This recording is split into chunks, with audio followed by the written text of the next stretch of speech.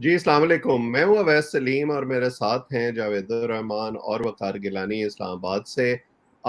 ये जो मामलात चल रहे हैं हमारे यहाँ पॉलिटिकल, ये बड़े सिग्निफिकेंट हैं और इसमें हम दोनों चीज़ों पर बात करने की कोशिश करते हैं कि पर्दे के सामने क्या हो रहा है और पर्दे के पीछे क्या हो रहा है, ग्राउंड रियलिटीज़ क्या हैं और उनके मुहर्रिकात क्या हैं, और कोशिश हम ये करते हैं कि किसी बायस के बगैर, क्योंकि हम तीनों का कोई एजेंडा इस तरह से नहीं है, कोई वाबस्तगी किसी जमात से नहीं है, कि हम जो रियलिटी है वो आपके सामने एक इस तरीके से लाएं कि आपको ये पता चले कि जो है वो एक्चुअली हो क्या रहा है, और दोनों तरफ अगर कुछ गलत हो रहा है तो हम उसको कॉल आउट करने की कोशिश करते हैं। इसलिए आप जो है वो हमें अपने फीडबैक से ज़रूर आगाह किया करें और हमारे चैनल को सब्सक्राइब भी करें।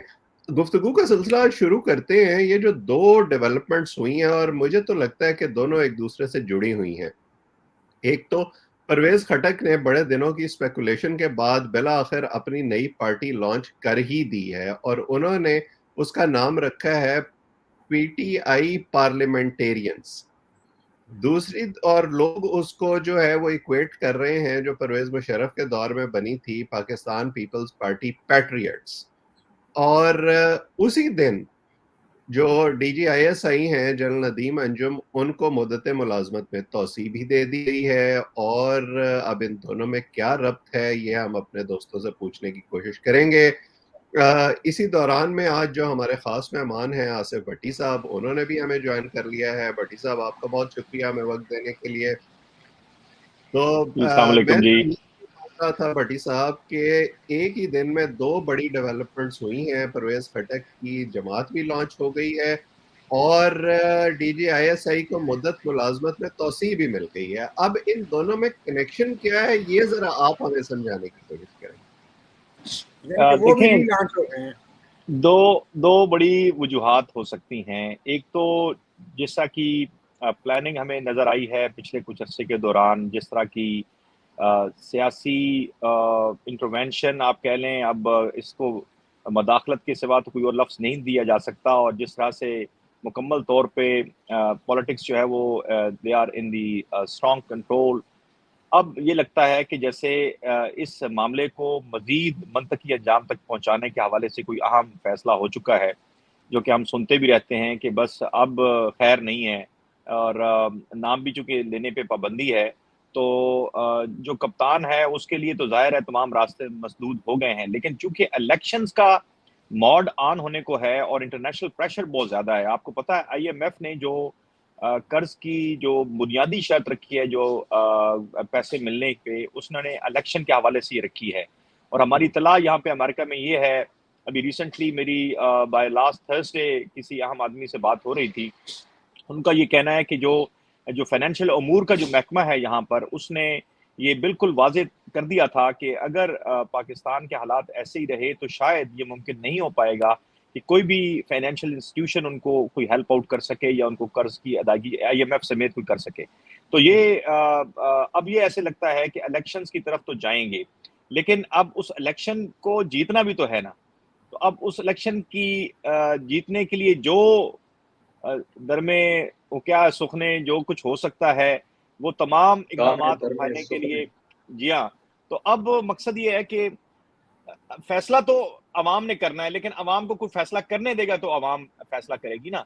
अब अगर आपने वही ऑपरेशन करना है जो कि 2013 में और 2018 में हमें नजर आया था, अब उससे ज्यादा खतरनाक ऑपरेशन होगा, इलेक्शन वैसे ऑपरेशन। वैसे और ऑपरेशनल इंचार्ज इलेक्शन के हमेशा डीजीआईएसआई ही होते हैं।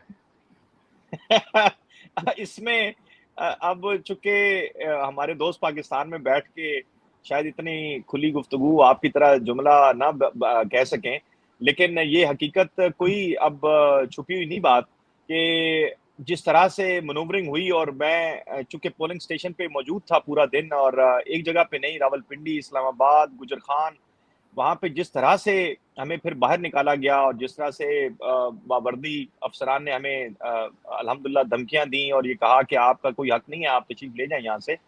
और मुझे कोई डाउट नहीं है कि वो कल एक साहब जिनका नाम निगरान वज़ीर-ए-आज़म के तौर पे लिया जा रहा था, हम्म। वो साहब जो कह रहे थे कि अब उन्हें दूरबीन से देखना पड़ेगा कि पीटीआई कहाँ है इंतखाबात के नताइज में, तो कोई शक नहीं उसमें। और उसके लिए ज़ाहिर है पेशबंदी के ये तमाम इकदामात हैं जिसकी आप जिक्र कर रहे हैं, जो सवाल आपने मुझसे पूछा है। गिलानी साहब, गिलानी साहब, वो देखें, वो भट्टी साहब कहते हैं कि वो जो है ना, परवीन शाकिर का शेर है शायद, कि मैं तेरा नाम ना लूं फिर भी लोग पहचाने, आप अपना तारुफ हवा बहार की है। तो गिलानी साहब, ये जो हमारे DGISI हैं जनरल नदीम अंजुम, ये इस लिहाज से भी सिग्निफिकेंट है कि तारीख में पहली बार किसी DGISI ने प्रेस कॉन्फ्रेंस की इमरान खान को नाम लिए बगैर लताड़ा, और उन्होंने कहा कि जो इस वक्त फैसले हुए हैं फौजी क़यादत के, वो आइंदा उन लोगों का मुश्तरका फैसला है जिन्होंने आइंदा 10, 15, 20 साल क़यादत संभालनी है, और उनको एक्सटेंशन मिल गई है, तो उसका मतलब तो वाज़ेह है कि वो फैसले कायम हैं, उन फैसलों में जो है वो तसलसल बरकरार रहेगा। तो आप कैसे रीड करते हैं इसको? बहुत शुक्रिया वैस साहब, आसिफ भट्टी साहब ने बड़ी अच्छी इब्तिदा की। पहले तो मैं ये इसलिए मैंने थोड़ा सा कहा था, शायद सुना नहीं गया, कि परवेज खटक साहब ने तो लॉन्च कर दिया पार्टी अपनी, और कुछ लोगों ने री लॉन्च कर दिया कुछ लोगों को कि जनाब ये और ये जो बेजा मुदाखलत कर रहे थे ये जो बेजा मुदाखलत कर रहे थे उसको हम अब कहते हैं यहाँ पे पाकिस्तान में बजा मुदाखलत। तो ये बजा मुदाखलत जो है, आप अल्फाज का चुनाव जरा ध्यान से करें आप प्लीज। तो ये बजा मुदाखलत देखिए खुली बात है, चलती रहेगी। ये जो परवीन शाकिर का भी शेर सुना रहे थे, ये भी दोनों तरफ लागू होता है। एक तरफ इमरान खान साहब के लिए, और एक तरफ वो सवाल है जो मिलिट्री इस्टेब्लिशमेंट का है कि वो क्या कर रहे हैं, कि साफ छुपते भी नहीं, सामने आते भी नहीं। तो उनका भी यही हाल है। अब ये एक मुहम्मा है कि ये जो परवीन शाकिर वाला शेर है उधर लागू होता है कि इधर लागू होता है, या दोनों तरफ लागू होता है। तो ऑब्वियसली देखें, जिस तरह पंजाब में तहरीके इस्तेहकाम वो लॉन्च कर दी गई, तो केपी में मजबूत पॉलिटिशियंस हैं वहाँ पे दोनों। महमूद खान साहब चीफ मिनिस्टर रहे हैं और परवेज खटक साहब चीफ मिनिस्टर रहे हैं, और वो नाराज़ भी रहे हैं किसी हद तक इमरान खान साहब से एक ज़माने में कि आपने महमूद खान को क्यों बना रहे हैं, आप मुझे बनाएं दोबारा। और उस लिहाज से मेरा ख्याल है कि जिस तरह आज 60 के करीब वहाँ पे उम्मीदवार जमा हुए, MPA सॉरी उनके, तो एक अच्छी खासी मजबूत जमात आ जाएगी। लेकिन बात उस दिन जो हम कर रहे थे वही रहेगी कि क्या इंडोर्समेंट हो सकेगी इस पार्टी को, और पंजाब में अगर कोई शाह महमूद कुरैशी के ज़ेर निगरानी या ज़ेर क़यादत कोई ग्रुप आता है, उसको इमरान खान साहब की, फिर जाके कोई PTI की KP में हम कह लेंगे कि PTI की गवर्नमेंट बनती नज़र आ रही है, या पंजाब में उनको कोई शेयर मिलता नज़र आ रहा है। तो ऑब्वियसली जो आपने बात की उनकी एक्सटेंशन की भी, तो ये ज़ाहिर है प्रोजेक्ट अब सियासी तमाम तर जो तवज्जुहात हैं वो सियासी मामलात की तरफ मरकूज़ हैं। वैसे भी हमें बाहर से अभी कोई ख़तरा नहीं है, ये खतरात तो हम खुद पैदा करते हैं भट्टी साहब, कह के कि जनाब ये इंडिया स्पॉन्सर्ड है या इसराइल स्पॉन्सर्ड है, तो अदरवाइज तो एवरीथिंग इज़ फाइन। तो वहाँ पे अब आपका सिर्फ सियासी महाज है जिसको आपने कंट्रोल करना है, और उसके लिए आपने सारी कुव्वतें, सारी कोशिशें, आपने नदीम अंजुम साहब की प्रेस कॉन्फ्रेंस की, बड़ा अच्छा उनका बात की। उनका बल्कि वैसे तो बड़ा शायराना नाम है, उसमें ऑब्वियसली उन्होंने PTI को डायरेक्टली कहा था, जो तारीख में पहली बार DGISI की प्रेस कॉन्फ्रेंस हुई थी। लेकिन आपको याद होगा कि उसमें उन्होंने ये भी कहा था कि जितने जो आपने बात की उसका मैंने एक ये भी था कि जो 12-13 आने वाले हैं, सब ने मिलकर यही फैसला किया कि हम एपॉलिटिकल होंगे। तो वो फैसला तो हमें नहीं जमीन पे कहीं नजर आ रहा कि आप एपॉलिटिकल हो गए हैं, क्योंकि देखिए, आप तरफ चल रहे हैं जिससे वो उसमें उसमें ए पॉलिटिकल जो है ना, वो वन वर्ड नहीं है, ए अलग है और पॉलिटिकल अलग है। सही है, आप समझे नहीं है असल में। तो ए से मुराद है, ए से मुराद आज पॉलिटिकल गिलानी साहब अगर पॉलिटिकल समझ ना आए तो डॉक्टर साहब मौजूद हैं, प्रोफेसर भी हैं, डॉक्टर भी हैं, और हर मर्ज की दवा किताबी सूरत में बयान कर सकते हैं। तो उन्होंने आपकी बड़ी अच्छी तरीके से वजाहत कर दी है कि ये ए जो है वो अलग है, बल्कि आप उसके अंदर अगर एक स्पेस कैरी कर लें तो ज्यादा आपके लिए समझने में आसानी इसको हो ऑल पॉलिटिकल कर लेते हैं। मैंने कहा ए फॉर ऑल, बल्कि हम जैसे पंजाबी में कहते हैं ना कि ए जे पॉलिटिकल, आए नहीं ए फॉर ऑल भी ठीक है। तो जावेद साहब, मुझे आप ये बताएं, आपका बड़ा, आप तीनों जो मेरे दोस्त यहाँ बैठे हैं, बड़ा तजर्बा है आपका। आप सब ने मुशर्रफ के ज़माने में भी ये टूट फूट होती देखी, पीपल्स पार्टी पैट्रियट्स बनते भी देखी। आज बड़े मवाजने हो रहे हैं, लोग कह रहे हैं कि जी ये पार्टियां चलती नहीं हैं, ये इनको तो वोटर वोट नहीं देगा। मेरा इस पे इस्तदलाल ये है कि जी ये जमातें कलीलुल मुद्दती होती हैं, मखसूस मकासद के लिए बनाई जाती हैं, और वो मकसद पूरा हो जाए तो बाकी बाद में क्या होता है क्या नहीं, ये कौन सोचता है उस वक्त ये फैसले करते हुए। हमारे यहाँ तो जैसे मैं आपको पहले भी कहता रहता हूँ कि साहब का मूड बदलता है तो फैसले बदल जाते हैं, डॉक्ट्राइन बदल जाती है। तो आपके ख्याल में ये जो मौजूदा मकसद है इसके बनाने का, ये पूरा होता नजर आता है आपको, खास तौर पर केपी में जिसको पीटीआई का फोर्ट्रेस समझा जाता है? देखें अवैध साहब, कुछ अर्सा पहले एक बात चली थी कि प्रोजेक्ट इमरान में खान साहब को अगर हम देखें तो उन्होंने ये समझ लिया था कि मेरे दम से ये पार्टी है और ये सब मेरे साथ लॉयल है, इसके बगैर ये वो हम कह सकते हैं सेफ माइंड में वो ये सोचते थे कि ये किसी जोगे नहीं है, मैं हूँ वैसे तो आप ये है मेरे वैसे जावेद साहब, दम। आपकी एक कथा कलामी हो रही है। क्या आयरनी है कि इमरान खान ने 3 चीफ मिनिस्टर लगाए, तीनों का भरपूर दिफा किया और तीनों के बारे में कहा करते थे कि ये मेरे नजरिए पर मेरे साथ खड़े हैं और दुनिया इनकी मिसालें दिया करेगी, और तीनों उनका साथ छोड़ गए। जी हाँ, मैं इसी तरफ आ रहा था कि खान साहब ने वो कहते थे ये नजरियाती लोग हैं, मेरे साथ मेरे नजरिए के साथ चलने वाले। तो वो अब परवेज अगर अब हम देखें कि ये कि प्रोजेक्ट परवेज या प्रोजेक्ट अटक जो एक नया सामने आया है, तो उसमें ये सारी मिथ ही तोड़ के रख दी है कि खान साहब कहते थे ना कि मेरे लॉयल लोग हैं, ये मेरे साथ चलने वाले हैं, ये तहरीक को आगे बढ़ाने वाले हैं। ऐसा कुछ नहीं है। अब जिस तरीके से इस पार्टी के हिस्से बखरे हो रहे हैं, ठीक है, आप नए मई के को सामने रखते हुए भी देखें तो कुछ लोग तो अभी भी उनके साथ मौजूद हैं। अगर हम लॉयल कहें तो वो लोग चले जी लॉयल हो सकते हैं, तो बाकी कहाँ फिर छट गए और किस तरीके से इतनी तेजी से वो अपनी पार्टियां बनाने के लिए। अब परवेज खटक ये कहते हैं कि केपीके में मेरी वजह से या हम वो कहते हैं हमारी वजह से इनको खान साहब को वोट मिले थे। इमरान खान साहब का बयान है ये बिल्कुल डिफरेंट था। वो कहते थे मैं हूँ, हमें याद है अच्छी तरह से कि नूर आलम जो इस टाइम आपके पब्लिक अकाउंट कमेटी के चेयरमैन हैं, उनका शुरू दिन से ही कुछ अरसे के बाद ही इनसे इख्तलाफ होना शुरू हो गया। वो कहते थे कि खान साहब समझते हैं कि मैं जो बात करूंगा वो ही हरफ आखिर होगी, और बहुत पहले उन्होंने ये कह दिया था कि ये सदारती निज़ाम लाने का भी सोच रहे हैं कि मैं अकेला ही सारे फैसले करूं। तो वो चीज तो खैर वहां से नहीं चल सकी। इसके पार्टियों के हिस्से बखरे होते हैं, ये पार्लियामेंटेरियन इस किस्म के पहले भी बने थे, लेकिन तवील उल मुद्दती और कलील उल मुद्दती इसके भी फैसले जो है आने वाले वक्तों में हमें पता चल जाएगा। एमक्यूएम को भी हमने पिछले दिनों इकट्ठा होते हुए देखा। ये पार्लियामेंटेरियन जो बनी है, ये मेरा ये ख्याल है कि आने वाला जो नेशनल असेंबली का जो सेटअप होगा, इसका वजूद वहां मौजूद होगा और बड़ा स्ट्रॉन्ग होगा।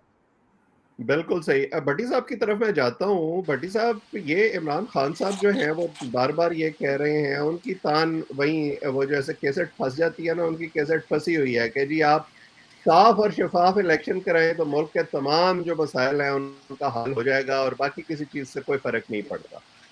आज भी उन्होंने जो खिताब किया है, रोजाना कर रहे हैं, उसमें वो यही कह रहे हैं।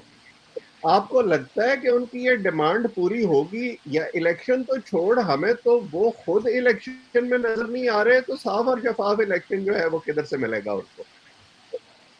सर, इस मुल्क की बदकिस्मती रही है डॉक्टर साहब के गिलानी साहब ने एक शुरू में जुमला कह दिया है, मेरे ख्याल में वो अहाता करता है। हम जो गुफ्तगू सारी करते हैं वो ज़ाहिर है सरेदस्त जो ज़मीनी हक़ाइक़ हैं उनको देख के करते हैं। इलेक्शन कब शफाफ हुए हैं पाकिस्तान के अंदर?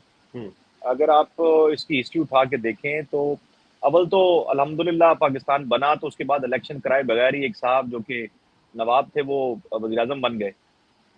इंडिया में इलेक्शन हुए, यहाँ पे इलेक्शन नहीं हुए कभी भी। और उसके बाद जो इलेक्शन हुए हैं वो कभी उनको जुर्लू कहा गया, कभी कुछ कहा गया, कभी कुछ कहा गया। तो ये मज़ाक तो चलता रहेगा यहाँ पे, ये मज़ाक है। इसके अलावा आप दुनिया की नहीं, जितनी भी देखिए डेमोक्रेसीज़ देखें, भट्टी मेरी अर्ज़ सुन साहब, आप लीजिएगा। ज्यादती ना करें। हर उस जमात के लिए इलेक्शन साफ और शफाफ होता है जो वो जीत जाती है। सर देखें, वो तो जीतने के बाद वो अनाउंस करती है ना, खुशी का इज़हार करती है कि जनाब इससे ज़्यादा शफ़ाफ़ तो तारीख में कभी इलेक्शन नहीं हुए, ठीक है ना? लेकिन मसला ये है कि क्या अवाम अंधे हैं, मीडिया वाले पागल हैं, या जो हमारे कर्ता धर्ता हैं वो इतने उन्होंने कोई खुदा ना खास्ता जो है आँखों पे पट्टी बाँधी हुई है ये सारा कुछ खेल रचाया जाता है, सारा प्लान किया जाता है, ये सारा कुछ उसी का हिस्सा है। ये जो अभी आपने पहला सवाल मुझसे किया था, ये उसका पेशबंदी नहीं है तो क्या है भाई? क्या वो लोग आज मुंह नहीं छुपाते फिरे, वो अपने हलकों में जा सकते हैं? इसमें कौन सी छुपी हुई हकीकत है? अच्छा, फिर लोग खामोश हैं इसलिए कि उनकी माओ बहनों को घर से उठाने की धमकियां हैं, उनके ऊपर केसेस बन रहे हैं। मेरा एक दोस्त, मैं आपको सच्ची बात बताऊं, इंग्लैंड गया हुआ था, वो पीटीआई का सो कॉल्ड इस्लामाबाद के अंदर कुछ है, वापस आया तो उसके खिलाफ दहशतगर्दी के मुकदमा जनाब। एक ने अपने किसी रिश्तेदार को अपनी ससुराल जाना था या पत्नी कहाँ जाना था, उसने मुल्क से बाहर, उसको लिख के देके जाना पड़ा कि जनाब सलूट और मैं माफी मांगता हूँ, बोले प्लीज मुझे जाने दे, मेरा मर गया है, मैंने उसके लिए जाना है। सर खुदा का खौफ नहीं है, ये बातें हम जज्बाती तौर पे तो कर सकते हैं, लेकिन मसला ये है कि आप इलेक्शन जिस तरह का चाहेंगे, इलेक्शन जिस तरह का चाहेंगे वैसा होगा, जिस तरह के नताइज आप चाहेंगे वैसे नताइज निकलेंगे। सर इमरान की डिमांड क्या सर? क्या ये डिमांड नवाज शरीफ की नहीं थी? क्या बेनजीर मोहतरमा बेनजीर भुट्टो साहबा की डिमांड कभी नहीं थी? आप इस मुल्क के अंदर आपने मजाक बना के रख दिया है कि यार अवाम जो मर्जी कह रही हो, अवाम जो मर्जी चाहे। अब तो जो शऊर का लेवल है, मैं ये नहीं कहता कि इमरान ने शऊर दे दिया, ये सोशल मीडिया ने, हमारे मीडिया ने, रवायती मीडिया ने, ये जो सारा शऊर आया, ये शऊर दिया गया है, ये शऊर लोगों ने खुद हासिल किया है। ये शऊर किसी की कोई मरहूने मिन्नत नहीं है कि वो नवाज शरीफ ने दिया है या मरियम बीबी ने दिया है या हमजा शहबाज ने दिया है या इमरान खान ने दिया है, ये लोगों ने खुद हासिल किया है। ये शऊर की मंजिल दुनिया में कहीं, आप अमेरिका बैठे हैं, हम लोग अमेरिका में बैठे हैं, लंदन में देखें, यूरोप में देखें, लोगों को शऊर खुद मिला है, उन्होंने एजुकेट किया है अपने आप को। पाकिस्तान के अवाम भी अपने आप को एजुकेट कर रहे हैं, अपने आप को समझ रहे हैं कि हम कौन है। लेकिन ये ज्यादा देर तो नहीं चलेगा। आपने ये वाला इलेक्शन का नताइज, मैं आपको सही बताऊं, मेरा जो नजरिया है, जो मुझे इतलात मिल रही है, जो मेरी बात हो रही है लोगों से, मुझे लगता है कि ये बड़ा मैस क्रिएट होगा। ये ऐसे नहीं होगा कि आप पीपल्स पार्टी को जो है वो सिंध में दोबारा जितवा के, पंजाब में नून को जितवा के, केपीके में नई जमात लॉन्च करवा के, जनूबी पंजाब में वहां पे जो अपना ग्रुप बनाया उसको जितवा के, तो ये सारा कुछ इतना आसान नहीं होगा, मुश्किल होगी।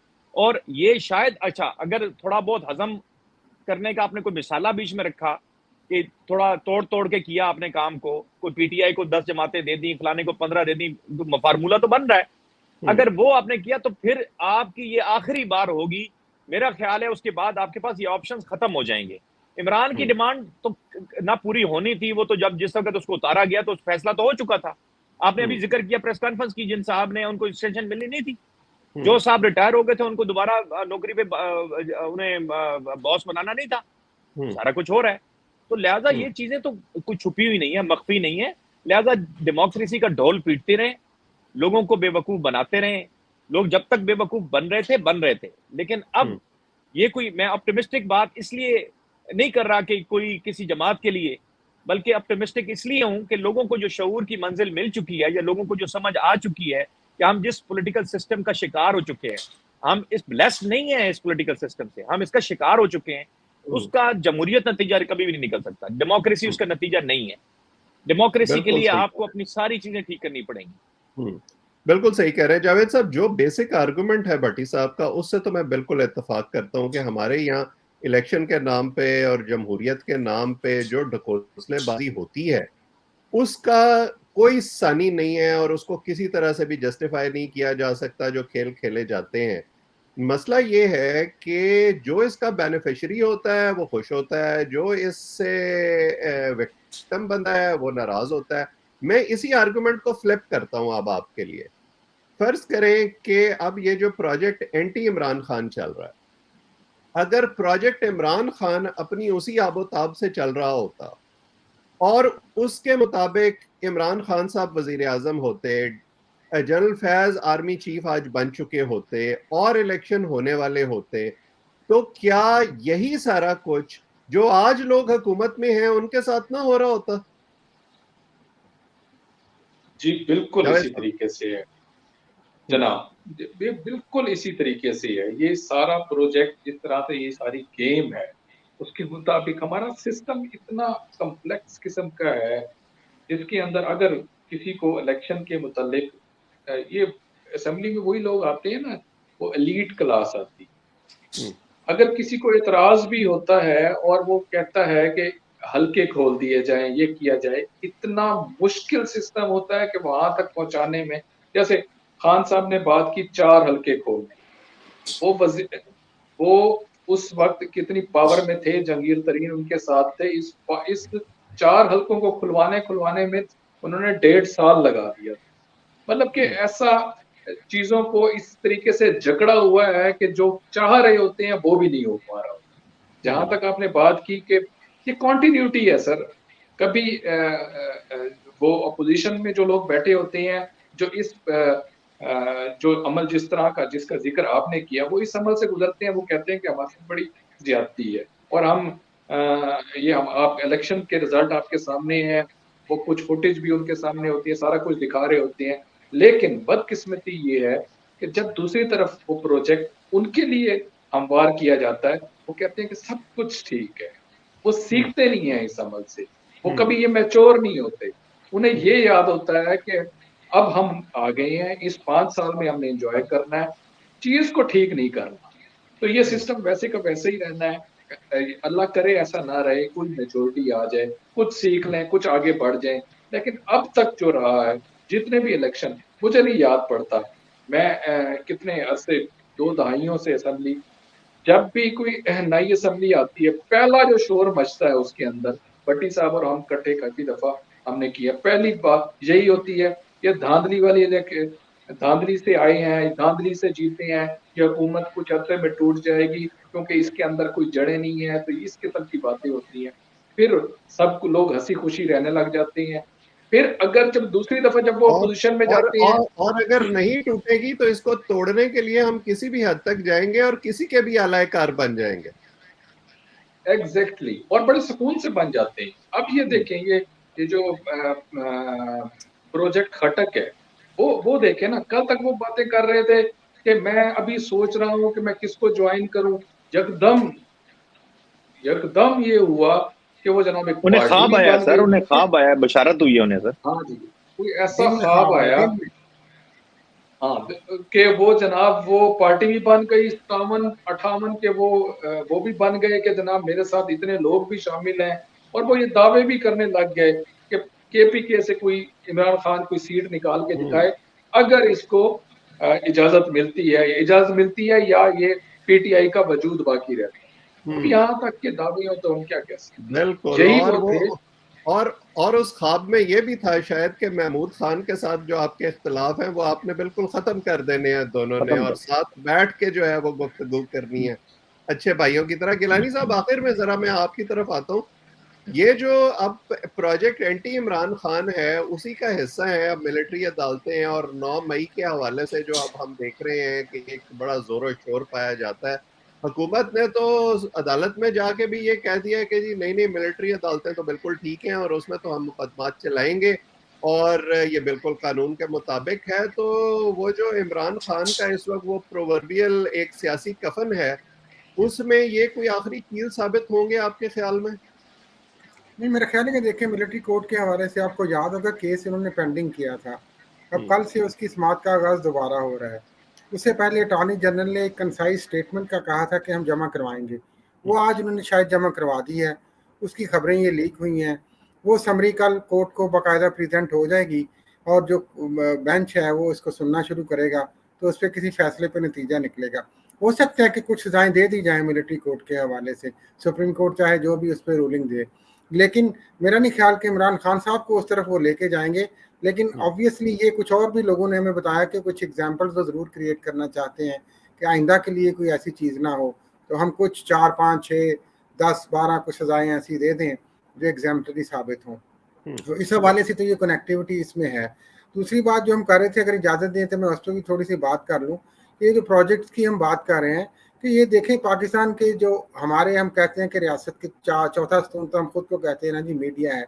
अदरवाइज क्या है, हमारी पार्लियामेंट है, मुकन्ना है, अदलिया है और एग्जेक्टिव है। लेकिन ये चारों के चारों स्तून देखें, ये एक साइड पे हैं और एक ऐसा स्तून वहाँ पे चल रहा है जिसकी कोई स्तूनी हैसियत तो नहीं है, लेकिन वो एक ग्रेटर रोल इख्तियार कर चुके हुए हैं। इसलिए तो मेरा ख्याल है कि जब तक देखें ये बैलेंस नहीं होती ये चीज़ें, पावर बैलेंस की जो गेम है और पावर गेम है, इसमें जब तक हम बैलेंस नहीं क्रिएट करते मिलिट्री एस्टेब्लिशमेंट के साथ, ये मजाक जमहूरियत के साथ शायद आइंदा भी ऐसे ही चलता रहेगा। बिल्कुल ठीक कह रहे हैं आप, लेकिन उसके लिए ज़रूरी ये है कि ये सब एक-दूसरे की टाँगें खींचने के बजाय और गेट नंबर 4 के बाहर लाइनें लगाने की बजाय कि हमें खिदमत का मौका दें, फलाने को निकालें, ये या फैसला डिग्री करें में कि भी हमने बैठने की बजाय पावर की पॉलिटिक्स नहीं करनी, हमने असूल की सियासत करनी है और उस असूल की बुनियाद पर पावर भले जिस किसी को भी मिले, मुझे ना भी मिले, तब भी मैंने किसी का आला-कार नहीं बनना। ये फिलहाल होता हुआ हमें नज़र नहीं आ रहा। वो चाहे वोट को इज़्ज़त दो वाले हों, चाहे तब्दीली वाले हों, सबका मतमय नज़र एक ही है कि किसी न किसी तरीके से हमारी सुनवाई उस बड़े घर में हो जाए। बहरहाल आज का गुफ्तगू का सिलसिला हम यहीं ख़त्म करते हैं। आप हमारे साथ जुड़े रहें, 2 दिन आप हमें नया दौर पर देखते हैं, बाकी 5 दिन जो है वो आप हमें हमारे चैनल एएसएम टुडे पर देखते हैं यूट्यूब पर, वहाँ भी आप हमें जॉइन करें। मेरे दोनों दोस्तों का जिनको आप इस वक़्त देख रहे हैं और भट्टी साहब का जो आज हमारे ख़ास मेहमान थे, बहुत शुक्रिया। आइंदा भी हम आपके लिए इन मौज़ूआत पर ऐसी ही गुफ्तगू करते रहेंगे, दीगर मेहमानों को भी लाते रहेंगे। आप अपने फ़ीडबैक से हमें ज़रूर आगाह किया करें। आज इतना ही, आप सबका बहुत-बहुत शुक्रिया।